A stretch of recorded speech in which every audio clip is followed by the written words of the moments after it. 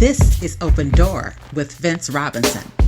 In-depth conversations with people who are making a difference in the lives of others here and around the world. Culture is at the heart of who you are. Know your culture, find yourself on Open Door with Vince Robinson. Grand dawning, great rising, Cleveland and the rest of the planet. Welcome to another edition of Open Door with Vince Robinson. I'm very privileged to have on the air with me today someone who is a theater professional, and he is the president and CEO of Pickett Line Productions.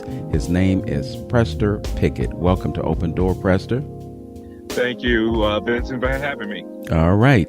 So I know of you as being someone who is a college professor, someone who has been involved in theater for a number of years. And I understand that you got your start in Cleveland, and I like to give guests an opportunity to talk about their history in Cleveland. So what would you like to share with us about your time here in Cleveland? Well, being a Clevelander, I would have to also acknowledge that I am a John Adams High School rebel. So an opportunity to thank the teachers there at John Adams, including Jane Coleman, who helped inspire some of the students to get together after school for extracurricular activities that involve theater. So the introduction to how theater can engage young people came about there, as well as the fact that I then went to the College of Worcester and acquired Annetta Gomez Jefferson as my mentor. And she advanced that conversation, allowed me to be inspired by the focus that she was doing, not only in theater, but with Black theater. She also figured out a way how to engage students who were not studying theater, how to get involved. So she did what was called a Black Arts Festival. So when I graduated from the College of Worcester, then Cleveland to start my professional career with the Upward Bound program, I was able to then advance into acquiring acceptance into their Master of Fine Arts program in acting at Case Western Reserve University. So that allowed me to become the first African American to get that degree. So all of the interests in theater are all circulating around this idea of Clevelanders inspiring other Clevelanders to advance to where we are now. I also then eventually acquired a mentor here in Cleveland, and that's Reverend Sam Tidmore, after Dr. Howard A. Mims hired me at Cleveland State University, where I have now completed 28 years of service there and running the African American Cultural Center and coordinating out of the Cultural Center events that also involve theater. It allowed me to continue this ongoing interest with theater and with our community and our interest in higher learning. That's quite a history there, and I'm curious about your choice of theater. You went on to study at a university, and you got your Master of Fine Arts. When you were growing up in Cleveland, did you have any idea that theater would be your choice, or were there other things that you were thinking about as a young person? No idea at all. In fact, I was a member of the Upward Bound program. I was a student enrolled in the Upward Bound program that had given special outreach to young high school students who were low income and needed the support to see what college life was about, those who would become first generation graduates. And at Case Western Reserve University Upward Bound program, it was a program focused on the medical field. It was interested in helping students consider becoming doctors, lawyers. And at that time, I wanted to be a veterinarian. So I was properly enrolled in that program and then eventually concentrated on studying a career to become a pharmacist. Now, when I went to the College of Worcester, I became aware after organic chemistry that I needed to find the type of classes that I could take where I can maintain an excitement just like my best friends, Antoine Hudson, God rest his soul. He became Dr. Antoine Hudson because he loved that chemistry, that biology. Sharon Stubbs, from John Adams, who went to Worcester and then off to complete her degree. She loved studying chemistry. And Diane Brown, now Dr. Diane Brown Young, those three individuals from John Adams joined me at the College of Worcester, and they loved studying the sciences and the maths. I liked it, and I did it because I wanted to keep up with my classmates. But eventually I had to find my own niche. I had to find my own love that could allow me to say, I will invest extra time in engaging in this subject. And that became theater, particularly after one of my Upward Bound classmates, Priscilla Cooper, becoming Priscilla Cooper Price, introduced me to Annetta Gomez Jefferson.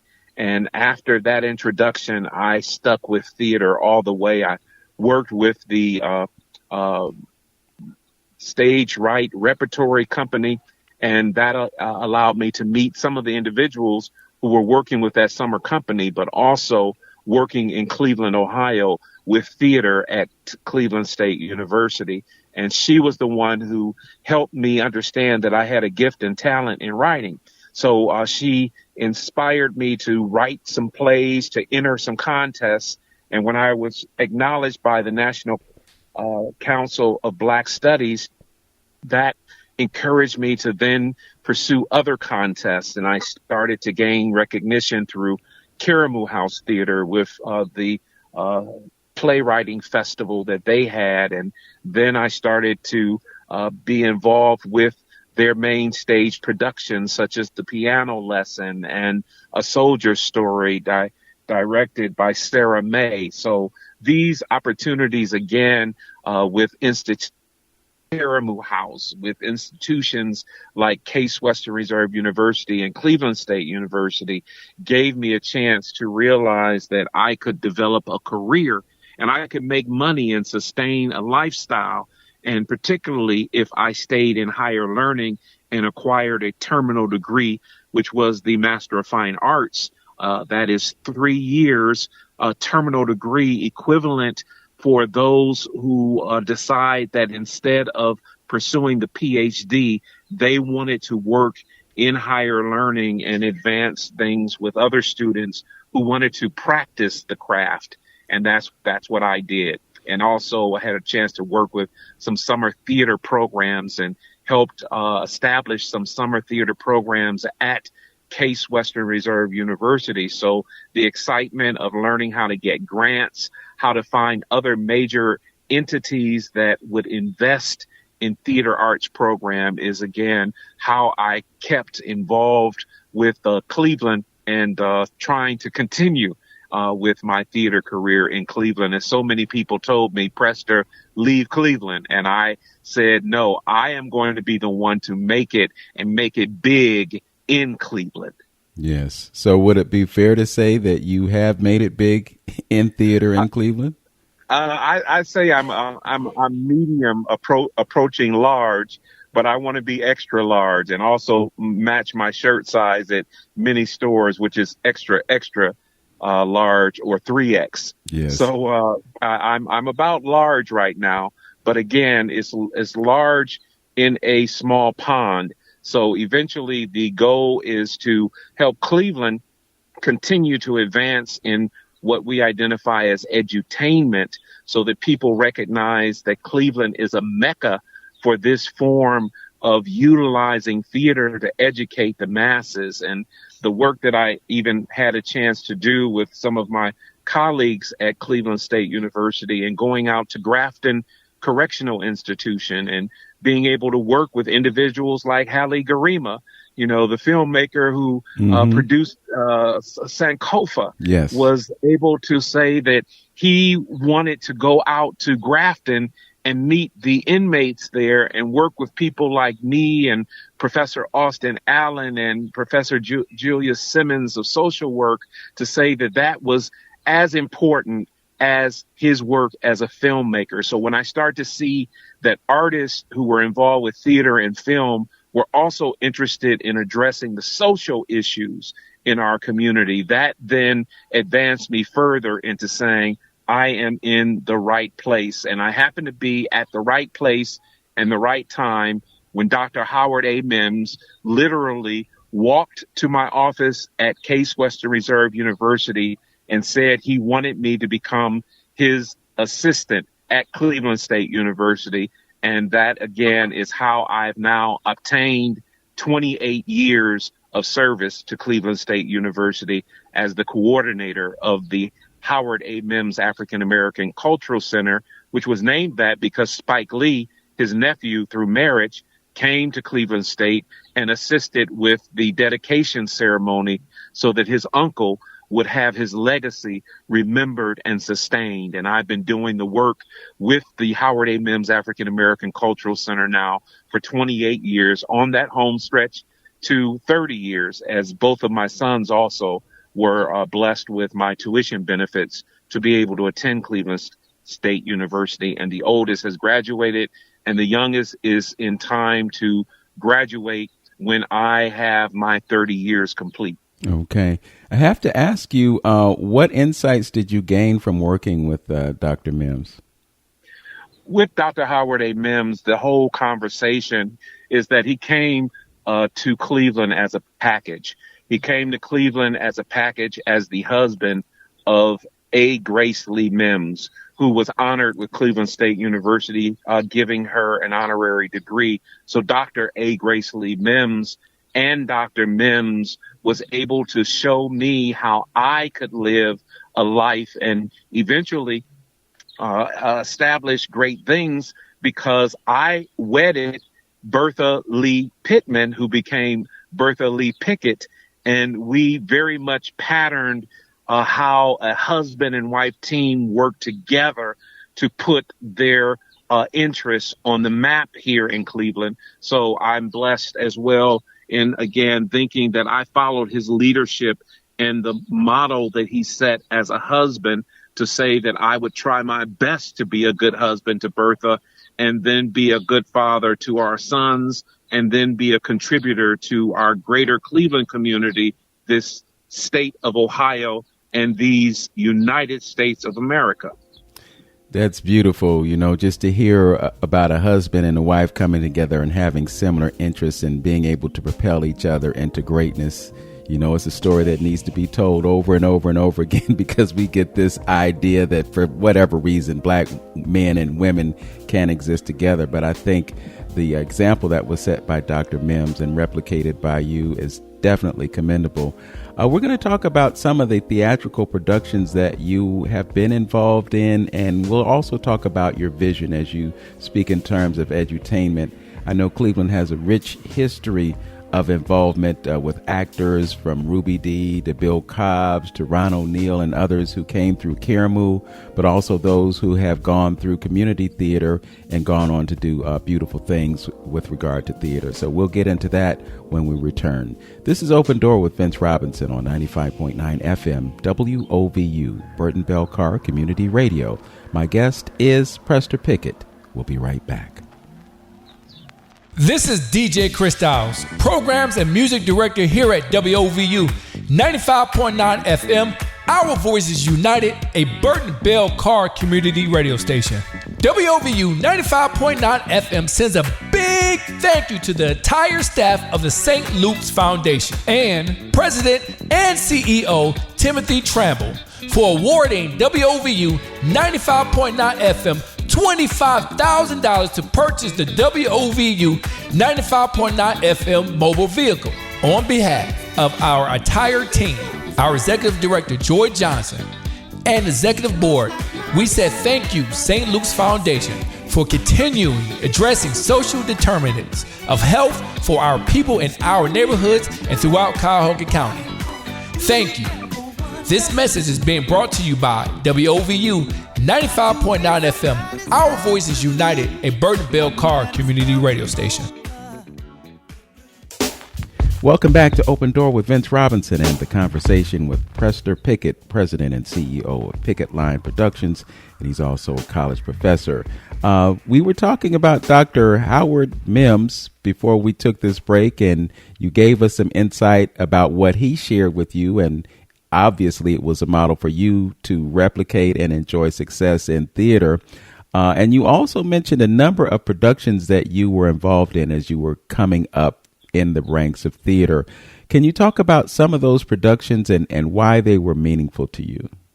Sure. The other thing that Dr. Mims did for me was allow me, in being the coordinator of the Howard A. Mims African American Cultural Center, then at the time that I joined the African American Cultural Center, he allowed me to develop my plays there at Cleveland State University and utilize the resources of other entities that would invest and seek grants from the Ohio Commission on Minority Health that contributed to me producing plays for over 10 years. The Cleveland Treatment Center, with Lynn Collins working there and then eventually becoming the director, was able to acquire funds that produced some of, I'd say, my best works. I'm right now in front of the area that we know on Star Avenue in the Huff community, right in front of the house right now as I speak to you, of the Honorable Councilwoman Fannie Lewis, and her memory continues. And I was blessed with an opportunity to tell her story. And she allowed me several times to go into her living room after you knock on that front door and she say, "Who is it, baby?" And then eventually you introduce yourself and realizes who you are. She then invites you into her house. And I could say I witnessed how that happened at any time of the day and night. That was where she operated. That was home to not only her family and for her, but it was home for those who she invited in. And you would have to be in awe when you look around her walls and see all the people that she had photographed with, from past presidents to the governors and all of these higher up professionals, even to the point when President Bush came to Cleveland, Ohio. I remember having access to go hear him at the Cleveland Playhouse. And out of all the elected officials in Cleveland, he called out and shouted out Councilwoman Fannie Lewis in his presentation at that time. So I was able to tell her story. It's a play that was named A New Day in Huff, the Fannie Lewis story. And that became part of a trilogy, because then I was able to tell the story of Yvonne Pointer Triplett. Yvonne Pointer, as many of us know, unfortunately dealt with the loss of her daughter, where her daughter was raped and murdered. And during that time, there was no understanding of who would do that or why would someone do that. So she would continue to even go into the prisons and work with inmates there, knowing that she could possibly be trying to help someone that had raped and murdered her daughter. But she was so interested in having her daughter's legacy continue that she worked with individuals and allowed me to tell her story. Stolen Moments was the name of that stage play. And then Juanita Carruthers is part of that trilogy of our sister soldiers who went through some very trying times that allowed me to tell their stories on the stage. And Juanita Carruthers, she unfortunately took the life of her abusive husband. And she was so afraid of him at times, she would strap her baby to her back and climb out of a second floor story of a house that she was living in to get away from him. One time she was not able to escape his assault, and she happened to be boiling lye on the stove to sanitize the toilet to clean her child's diapers, and she doused him with it. He unfortunately inhaled, it went into his lungs, and it took his life. So with that, she then worked on establishing letters that she would send out to individuals in high political offices to help try to encourage and inspire the battered women's syndrome law that would help individuals who were unfortunately needing to defend themselves against an oppressor, that would allow her to advance and eventually become part of that conversation. She also opened up a thrift store so that women who were once incarcerated were able to acquire the type of clothes that they could go and feel proud with as they took an interview to acquire a position. And that was the type of work that she did. So again, all of those stories were come up stories. Fannie Lewis would go around for almost a decade knocking on doors, asking the members of the Huff community to consider voting for her. And she went up against a political machine, and that machine was addressed in terms of her success, and had to realize that she was bringing her voice to Cleveland, Ohio, for Clevelanders and many Clevelanders who needed someone to speak up on their behalf. So again, those are three stories that I was able to tell early in my career. And then Ted Ginn was very generous in allowing me to tell his stories in form of a stage play. His stories that include his efforts to help young men qualify to become members of the National Football League, but also his struggle and his story that allowed him to battle and survive cancer. With that, the conversations of his healing journey was woven into a story of being successful in reaching our young people. So again, these stories and talking with these individuals to help develop those stories is really what grounded me, and then eventually advanced me into becoming nationally recognized with a piece that I wrote that addressed Alzheimer's in the Black community. And Dr. Peter Whitehouse at Case Western Reserve University helped me produce that. He helped word get out across the nation about that. And that's when I started to have my work lifted into other states. And my wife's talent allowed us to have a 5-city tour in Italy with a representation of Dr. King and Mahalia Jackson.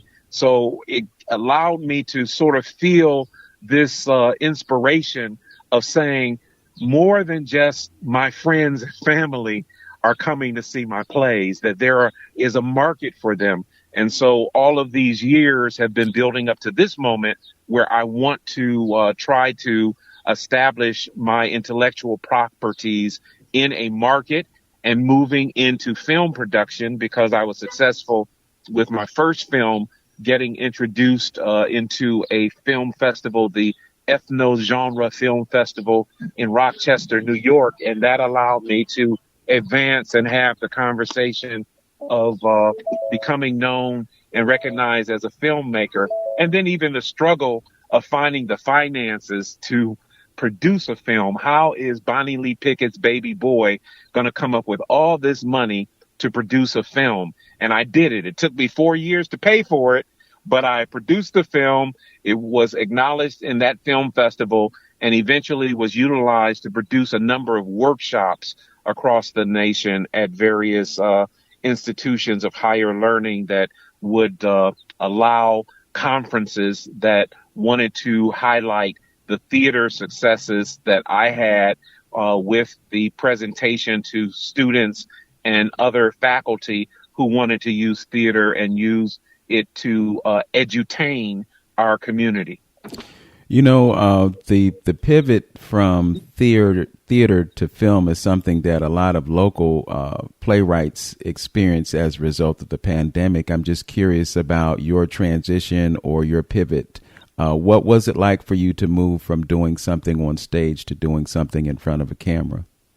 Well, that definitely enhanced some skills. It did not give me all the skills that I need to have in editing myself. So I'm still always looking at hiring someone who can edit my work, but I'm able to direct my pieces. And one of the things that the pandemic did was, again, introduce us to Zoom. And then that first basic level of the Zoom meeting, but then Zoom webinars became very significant. And if you have a theater background, you could advance with giving lectures and presentations and enhancing them so that they were interesting to a viewing audience from the perspective of being in front of a screen. So one of the things as well in working at Cleveland State University, I needed to keep my programming moving forward. So I was constantly trying to figure out a way how to engage students through the computer. And that, again, was able to advance because of my theater background. This thought of telling a story with a beginning, a middle, and end also helps me as a lecturer. Going into class, for me, going into class is nothing but going in to perform and knowing that you have a story to tell, a limited time to tell the story, and a goal of having someone remember the story and some particular things that will make them want to do further research on the topic that you covered in a Zoom presentation, in a lecture, in a film, on stage with a play. Yes. So I have to ask you, since we're talking about higher education, so to speak, it seems as though there's been kind of a pushback from Black cultural studies, Africana studies, Pan-African studies in colleges and universities, particularly in the state of Ohio. I know there was a Senate bill and probably one on the House side of things that kind of pushed back on the whole critical race theory and whatnot. Have you observed any changes or maybe a de-evolution when it comes to interest in universities on studies of Black folk? Well, one, I would say that some of a study of that can be traced through the funding.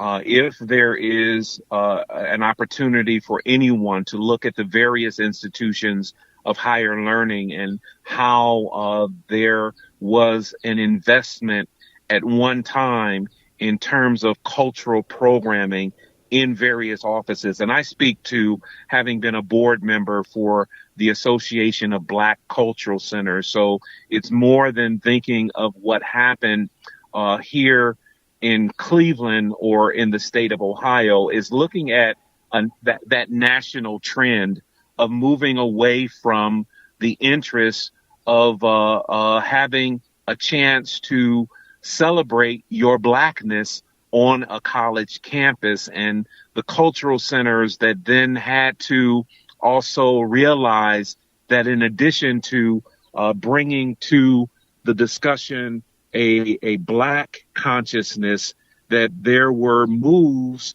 towards what was celebrating multiculturalism. And it was challenging because sometimes this thought of branching out and trying to address everyone's issue was taking some of the resources away from the concentrated resources that were very much needed to address a particular problem. I look at how the Honorable Mayor Bibb was able to announce in his campaigns how there needed to be a way to address where the problems are.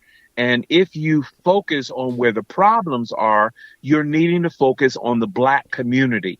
And our Black community is very much interested in having someone step in to the community who knows the community. That's white or Black. If they are a white person willing to learn Black culture and pay the dues with understanding how to communicate to those in concentrated lower income Black communities, will come on board. We need you. But there is also the understanding that those who grew up in Black communities have already been oriented and enculturated into the culture, and they don't have to gain an acculturation to be able to speak the language of the people, to get the people to understand that they are trying to bring a resource to make things better for them. And I think we lost a lot of the opportunity to reach young people, and we did not take as much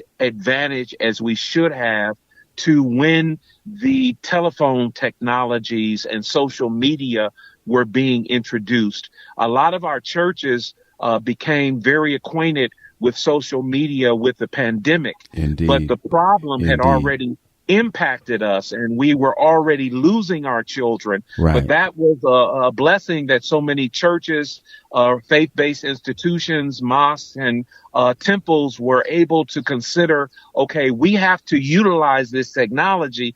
Otherwise, we are going to lose yet another generation, and we're holding on as much as we can. But that whole challenge of saying, how do we walk the walk? I've watched various successful leaders of various institutions of higher learning eventually come to an understanding that you need both. Right. You need both a Black cultural center and you need a multicultural center, a center that is allowing all the other voices to have a chance to feel like they're being heard too, but also there is the need for the strength of the concentration of a Black cultural center, particularly in cities like Cleveland, Ohio, that has, if not half, more than half of the population representing the culture that is extended through the Black experience. And Black is then now considering our African heritage. Black is considering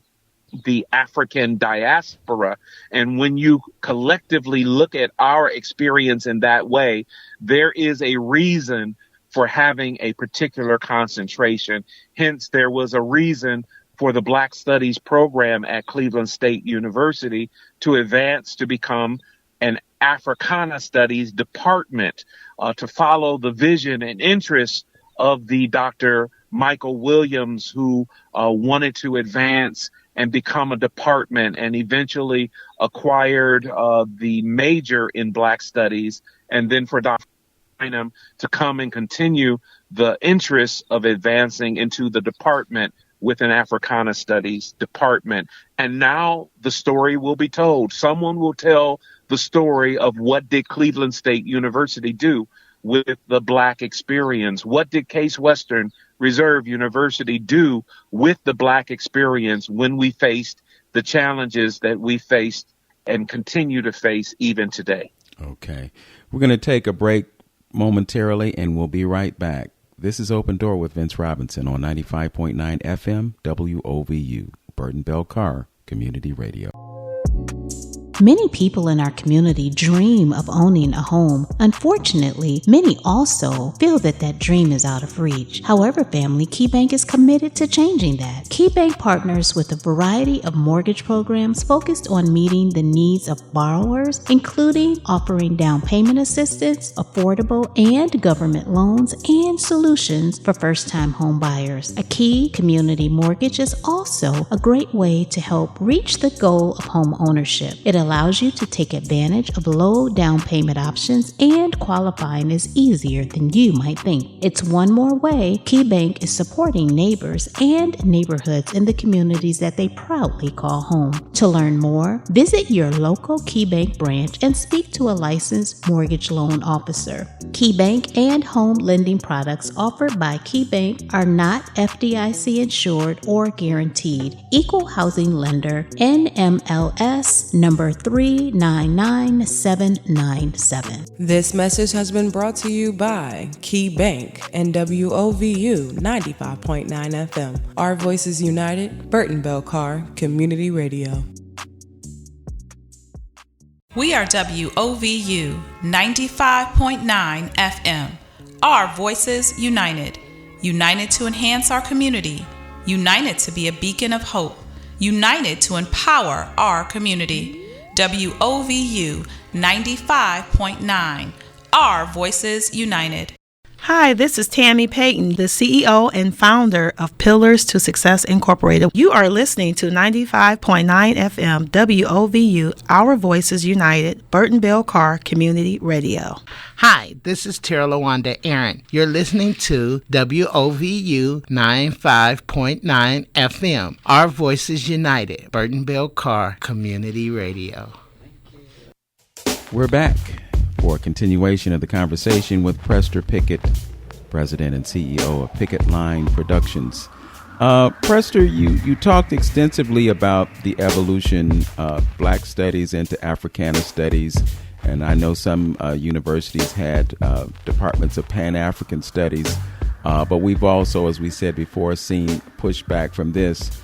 And when I look at your body of work, and particularly the three projects or the four projects that you mentioned, I noticed that there was a theme that related to the Black experience. Talk about why it's important for you to amplify the lives of Black people? Well, one, I remember in 1996 when Cleveland, Ohio celebrated its bicentennial, there was a commission that was established to identify 3 playwrights that would tell the history of Clevelanders in form of their plays. And with that, I was selected and honored during Michael White's administration to tell the stories of Alan E. Cole, and eventually understand that there was a need to say I needed to tell that story from a Black perspective. So I was one of the 3 playwrights, and the only one of the 3 playwrights who received 2 different commissions because they wanted me to utilize my skills to have reach into a larger community. And with the Cleveland Playhouse at that time being further in the University Circle area, to produce a piece on John D. Rockefeller. And so that was my second piece that I wrote, that was the multicultural piece. But I then said that the concentration of the Black experience needed to be with the Alan Cole piece. And Pictures in the Basement, I think, is what that was called. And they established a full gathering of community artists and educators to come together to put together a curriculum that would accompany all of these. That was when I started to say, okay, this edutainment thing is a real serious business here in Cleveland. But many times I would be asked, particularly when I was pursuing my Master of Fine Arts at Case Western Reserve University. Eventually, I advanced into completing the curriculum in their PhD program, but Dr. Mims had recruited me to work for him then, so I was loving being able to advance my life and career with him.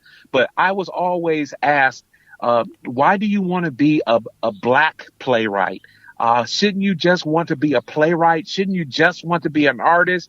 And I said, no, I want to be a Black artist. I want to be a Black playwright. There is so much wealth in the Black experience. And at that time, I didn't have all of the information that I needed to defend that argument. And I would sometimes get frustrated. I almost even abandoned the program because of the fact that I wanted to produce Black plays. I wanted to act in Black plays. And eventually I settled with a South African play for my thesis project, Blood Knot by Athol Fugard. And I was able to see that, yes, there are some white playwrights who are trying to capture the Black experience. But I said, I can tell my people's story in a better way than someone else as an outsider trying to learn so many things about what the Black experience want to say on a stage. So I said, yes, I am going to champion still being the Black playwright. And now we're coming to the point where so many people are realizing how important that was. And I'm glad that I stuck with it, even though it did not give the promise of all the wealth at that time, or I'd say the riches. It provided the wealth, but it didn't provide the riches. It didn't pay bills. So I had to find other ways to pay bills, but it then gave me the experience, and it helped me learn our own people in a whole other way, how interested our people were in having their stories told, and how our actors were not necessarily trained professionally, but they could already tap into understanding how to bring the life of a Black character onto the stage and make people feel the moment. And I do believe, like Maya Angelou says in trying to paraphrase her conversation, of people will forget what you said to them, what you teach them, but they will not forget how you make them feel. Theater and your art and talent as a playwright and poet, Vincent, and a visual artist is helping our people feel. And I believe, and my quote is that once you allow people to feel, you can then move to changing their minds, but you have to change their hearts first. And that is what this art is about. And changing people's heart is by letting people know you feel them. And that saying that I grew up with, you feel me? Is still upon me in my interest as a playwright, as a screenwriter. I want people to know, yes, I feel you. My brother, my sister, my mother, my aunt, my grandmother, my uncle, my father, my brother, all of you, I feel you. And I want you to see how I feel you by representing your stories that's going to move us and then move other people who will then say, oh, I never knew they had it like that.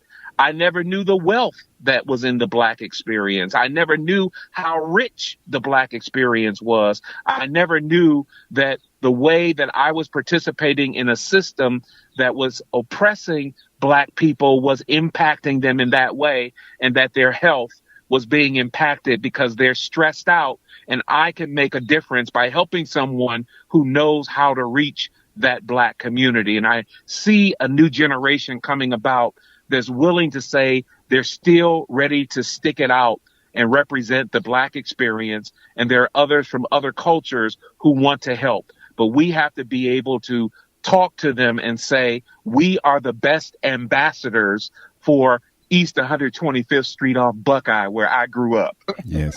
It's interesting when you talked about the reason that you choose to represent the lives of Black people. I'm reminded of a short interview that Denzel Washington did where he was asked about why Spike Lee was chosen to direct the film Malcolm X and not Steven Spielberg. And it was quite an insightful answer, because he was just basically saying that Spike Lee had a much closer connection to culture than Spielberg did. The other thing that I thought about was Toni Morrison being interviewed by a white lady who was asking her, why don't you write about white people? And she was very clear about her choice, Right. And I see the same resonance in what you just expressed to me. I also, before time gets away from us, I just have to point out what was said about Fannie Lewis. Because Fannie Lewis was the epitome of a public servant. She was not somebody that was in it for personal gain. She wasn't one of those people who, makes it through the ranks of Congress and fills the coffers with riches and all of that. And then, goes out to pasture and lives their lives happily ever after. She was really about the people. And I'm so glad that you had an opportunity to bring her life to the stage. I wish I could have seen that play. If there was some way that I could watch a tape, that would be a beautiful thing. Well, better yet, with the conversations of theater allows plays that were produced back in the day to be produced again. Mm-hmm. And that's what's going to be important about educating a next generation. A next generation does not know what the community was feeling with a Reverend Dr. Martin Luther King Jr. They do not know what the community was feeling with a Fannie Lewis. And the stage plays and the film projects are able to help people understand what people were feeling and why they made some good decisions and why sometimes we made some bad decisions or decisions that can be considered as bad when we look at them in retrospect. But when you think about all of the history that I was able to be blessed with recording by telling those real life stories, those biopics, those dramatic stories that represented someone's life. And most importantly, I have to find the video where Councilwoman Fannie Lewis came and saw the play, and the conversation and the comments that she made after the play, what was most inspiring for me, because I felt, wow, this is the Fannie Lewis telling me I did my job. She said, who is this Prester Pickett? He's been following me. How did he know that? Because there are some things that we have to speculate. So they will give us stories with the interviews. And I want to teach that process because it was in the PhD program at Case Western Reserve University with Dr. Park Boyce, God rest his soul, that I learned how to interview individuals, and I was able to interview people like Jean Morrell Capers, Judge Jean Morrell Capers, and then afterwards see how important she was. Before I knew how important she was able to tell me her story. And then I was able to grow up with her coming down to Cleveland State University. And as everybody knows, being a part of the City Club and announcing how important it was to be part of the City Club. Yes. And yes, Judge Jean Morrell Capers, who would even announce at that time in her life why it was important to be a Republican, not a black Republican, but a Republican. So all of that is some interesting things for us to look at and try to understand what was going on in the minds of our people.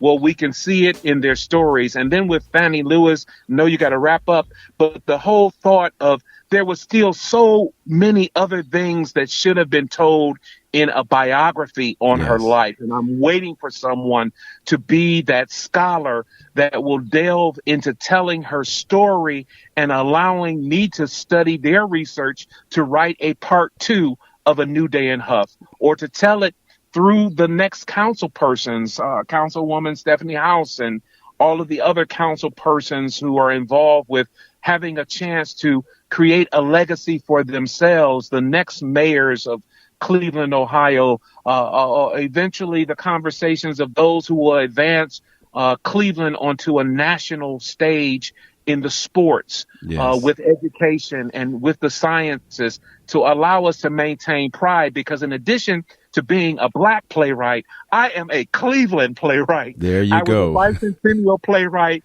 and I have a particular story to tell America about what was happening in Cleveland. You just told the story of what was happening in Cleveland as you were part of the Border Lights Festival. And this conversation for people to say, wow, I never knew that was a particular experience that black people and black people in Cleveland went through, and how the Congressman Lewis Stokes and Mayor Carl Stokes lifted the interests of Cleveland onto a national and international stage. Yes, and it's our job as artists to keep that going, to pipeline it, and to help young people realize that you have a chance to have a very successful career in Cleveland, or take what you learned in Cleveland, go somewhere else, get greater resources, and bring them back to Cleveland. Indeed. See, Tom? Indeed. We're going to get to the challenges involved in theater when we return. This is Open Door with Vince Robinson on 95.9 FM WOVU,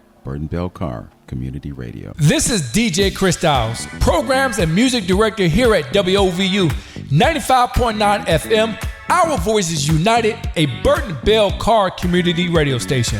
WOVU 95.9 FM sends a big thank you to the entire staff of the St. Luke's Foundation and President and CEO Timothy Tramble for awarding WOVU 95.9 FM $25,000 to purchase the WOVU 95.9 FM mobile vehicle.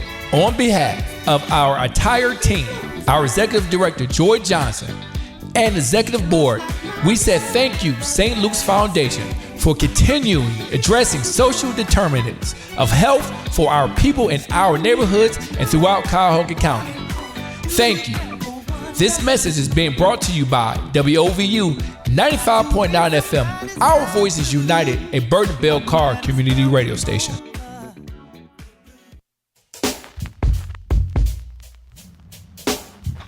We have talked about theater, and we've talked about film. We've talked about black folks being a central part of those narratives, those stories. And I was just thinking about what it was like for white folks to be sitting in the audience when I was basically talking about some of the issues that white folk have. Can you talk about what it's like for you to present those kinds of stories and that information to audiences that may not be black audiences but need to know? Sure. The thought that there was my experience with my play on Alzheimer's when it was produced by the St. Louis Black Repertory, that there was the president of one of the institutions of higher learning who sat with my wife and I on the same row, and he nudged me and said, "Wow, that's my wife's family up there. That's exactly the same thing." And what white audiences are able to experience is that what we experience as human beings are the same things that they experience, but we experience them through a cultural lens that allows us to see and hear particular things. There are things that I'm able to say as a Black playwright that I don't have to worry about around something, because many of those who are realizing that theater allows us to challenge our own thoughts, that there isn't just this celebration of one Black consciousness that is represented. So I talk about the tertiary levels of Black consciousness, and that there is always 3 different mindsets to address in terms of an isolationist perspective, an accommodationist perspective, and an integrationist perspective that we're still struggling with as Black people. So in addition to dealing with in our emotions and our experience as Black people, white people are able to comfortably sit in an audience and see things. So it's important for white people to go and see Black theater, because they get a chance to see a part of the Black experience that often, and sadly enough, some Black people try to keep away from white people. That there are some individuals in our community who try to defend the alternative value systems that evolve, and try to keep those alternative value systems away from white consciousness. And it's a matter of being truthful these days. We need to be able to say, white people, this is how Black people experienced it. And now for those white people who are empowered, please be respectful of the sanctity, the seriousness of Black people trying to say, this is how I feel, versus becoming defensive. And I think that the more we get white people exposed to comfortably experiencing Black people experiencing themselves, then we could move to that next stage of the interest of multiculturalism and can't we all get along. But when we have the Black community having the majority of the have-nots and the Black community having the majority of the never will haves, then we are going to have something that is going to always separate the races. And when people say, why won't you overcome your interest in telling a story as a Black person? Why don't you tell it as a human being? That offends me, because how dare you say that the story that I was telling about my people was not human? I know that I am a human being. I know that I am part of the human race, but it is something particular in the American experience that has allowed me to feel certain things, to see certain things, to smell certain things, to hear certain things, to feel and touch certain things. So with that, that is part of my human experience. And I then can, once I'm afforded to have greater wealth, afford to go and check out your community, your experience. But your experience, in many times when I'm talking about the white experience, has dominated, and it has placed people into positions where they have an imposter's syndrome, or they feel that they can't accomplish the same thing, and they're dealing with stereotype threat. And therefore, you're not getting a genuine Black experience because it is being filtered through the interest of pleasing white people. And if we are going to be truthful artists, we have to not worry about, as Langston Hughes, what white people think about us. We have to, as Langston Hughes stated in his Mountaintop essay, we have to not worry about what Black people think about us. We have to be true artists, tell the truth, speak the truth, show the truth, and allow the truth to set us free. I wanted to talk to you about the challenges that are involved in doing theater in Cleveland. We just have maybe 5 minutes or so, but if you would like to tell us what are some of the obstacles that you may encounter in moving Black theater forward. Well, one, my challenge was always financial, even in terms of thinking, how do I acquire support? There are so many funds out here available that we're learning about, all of the dollars that are coming to service our Black artists. However, the Black artists who have been long-term grassroots have been sticking with producing the art to the point that people like me have been challenged with learning the technology. I admit my challenges in not advancing with being able to establish a website and being able to learn how to navigate the technology to apply for grants. I'm blessed to work at a college and university and have access to resources and people and individuals. So I only imagine what some of my colleagues are dealing with who are trying to make a living with producing their theater.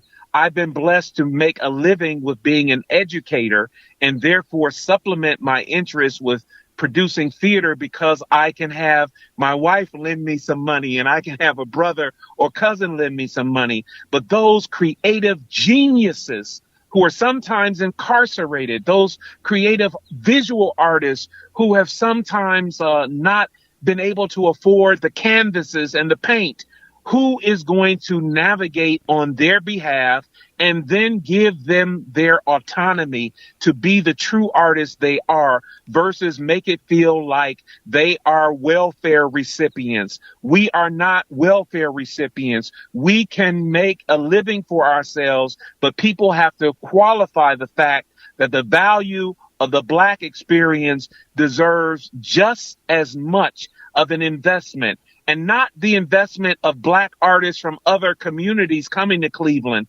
but the Black artists in Cleveland having a chance to celebrate with the greater Cleveland audiences of all races to say, this is something that we have to share.